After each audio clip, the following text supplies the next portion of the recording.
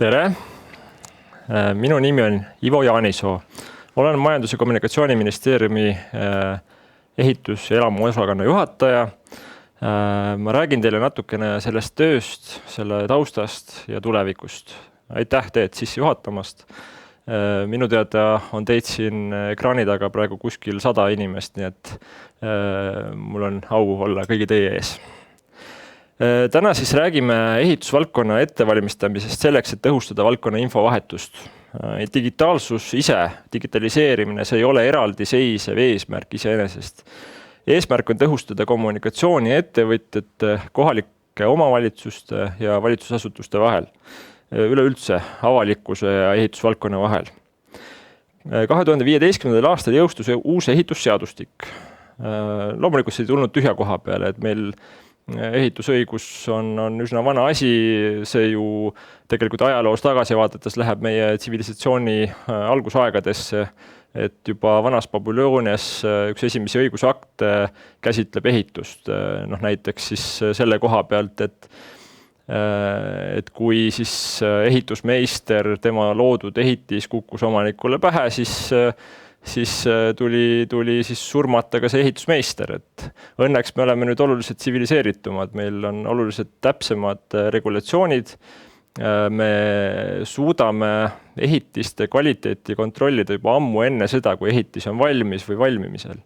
Seda paljuski ju tänu ehitusprojektidele, igasugustele ehitise ja ehituse ettevalmistamiseks seotud dokumentidele,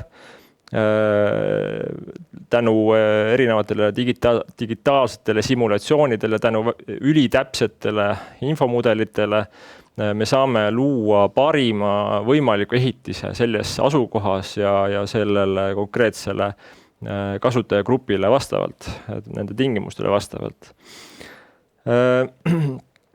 Siis võtmesõnaks siin ongi info tõhus liikumine, et kõik erinevad osapooled saaksid enne ehitust, enne ehitamist teada, milline ehitis sinna koha peale tuleb, et siis veenduda selle ehitise erinevates kvaliteetides. Ja lisaks siis sellele mehaanilisele ohutusele, millest ma paralleeli tõin nüüd sinna vana Babyloonia aegadesse, et meil on ju nüüdseks väga olulisele kohale tõusnud keskkonnasäästlikkus, ligipääsetavus ja tuleohutus loomulikult ja paljud teised sellised tingimused, millele siis ehitised peavad vastama. Ja näiteks siis kaasaegne info- ja kommunikatsioonitehnoloogia loomulikult, et see areng, mis on toimunud viimastel aastatel, et see võib olla tõlgendatav ka ehitiste enda kvaliteeti, ehitamisprotsessi kvaliteeti. Et see kaasaegne tehnoloogia võimaldab näiteks luua identseid digitaalseid kaksikuid, mitte ainult konkreetsete üksikute objektide kaksikuid, aga tervete elukeskkondade kaksikuid. Et ka meil Majandus- ja Kommunikatsiooniministeeriumis on praegu välja töötatud praktiliselt kogu Eesti ehitatud keskkonna digitaalne kaksik, mis siis on nii-öelda pidevalt uuenamisel vastavalt siis avalikes registrites olevatele andmetele. Ja kahtlemata, mis on viimasel ajal väga oluline, on see, et kodanikel on võimalus siis selles demokraatlikus protsessis kaasa lüüa, näiteks läbi ruumilise planeerimise regulatsiooni ja läbi vastavate rakenduste või vahendite. Et ka sellega me tegeleme, et kuidas näiteks tõhustada planeerimise menetlusi, kuidas muuta neid rohkem digitaalseks, nii et võimalikult paljud inimesed saaksid osa sellest protsessist ja saaksid selles kaasa rääkida. Suur infomaht muidugi, mis kogu seda suure infovahetust puudutab ja seda laiapõhist kommunikatsiooni, et see võib olla omamoodi probleem ka, et meil on ju 79 erinevat omavalitsust, meil on kaugelt üle 10 000 erinevat ettevõtet. Räägitakse palju ehitusvaldkonna killustunud olekust ja sellest tulenevatest tõhususe probleemidest.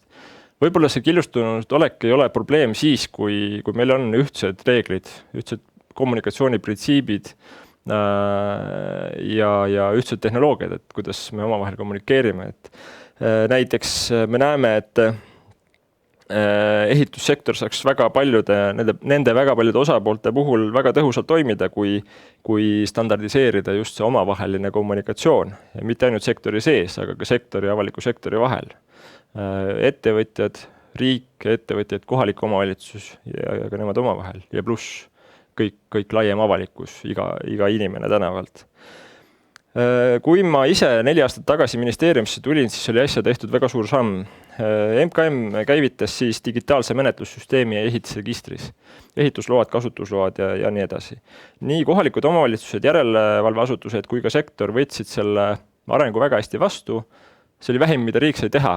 Ehitussektor juba oli tegelikult üsna digitaliseeritud. Juba praegu suurem osa ehitusprotsessidest toimub, või ehituse kavandamisprotsessidest toimub ehitise infomudeli vahendusel. Ja ka meie MKM-is praegu juurutame siis võimalust ehitusprojekte kontrollida ehitise infomudeli baasil. Jällegi riik ei tohi takistada erasektori arengut, samal ajal me otsime võimalusi, kuidas riik soodustaks seda arengut veel kaugemale. Nüüd on siis see järgmine samm käes, et me tõhustame ja muudame kasutajasõbralikuks ehitusregistri, loome e-ehituse platvormi kui ühe akna, kust kodanikel on võimalik ja kõigil sektori osalistel on võimalik omavalitsuste ja riigiga suhelda.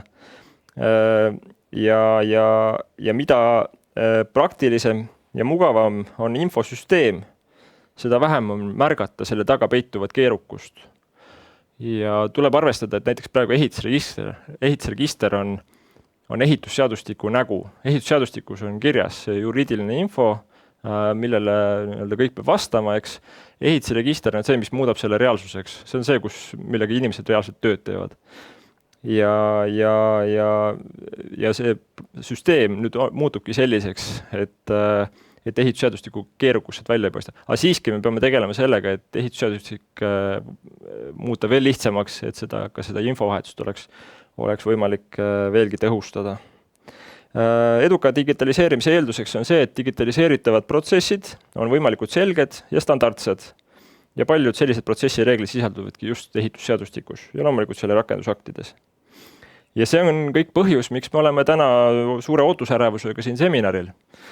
Aasta tagasi tellisime aktsiaseltsid Sorainen siis töö selleks, et analüüsida ehitusseadustiku rakendamist kogu selle 5 aasta jooksul, mis ta on jõus olnud. Ja nende ülesanne oli esitada ettepanekud normide ühtlustamiseks ja eesmärgiga soodustada infovahetuse tõhustamist läbi digitaliseerimise. Tänaseks on see töö edukalt valmis, et ka meie ise lisaks siis töövõtjale panustasime sellesse ise palju energiat ja seda tegid paljud teised. Et siin ma tahaksin ka tänu avaldada paljudele, kes selle töö koostamisel sisendit andsid, tehti ju palju intervjuusid ja koguti muul moel tagasisidet ja paljude teie käest, kes te olete seal kaamera taga. Ehitusvaldkonna ettevõtjad, kohalikud omavalitsused, valitsusasutused, kõik andsid väga suure sisendi. Ja niisuguse analüüsi edukus tuginebki eelkõige praktikute sisendile, nendele päris probleemidele, mis meil valdkonnas on. Ja mida me nüüd teeme? Me võtame selle info ja loomulikult ka selle info, mis tuleb tänaselt seminarilt ja asume ehitusseadustiku kompleksset teaduslikul alusel täiendust välja töötama. Muudatuste jõustumine võtab mõistagi paar aastat aega, seaduse muutmine on juba selline pikaajaline protsess, kus tuleb kõik huvid tasakaalustada, leida ka kompromisse.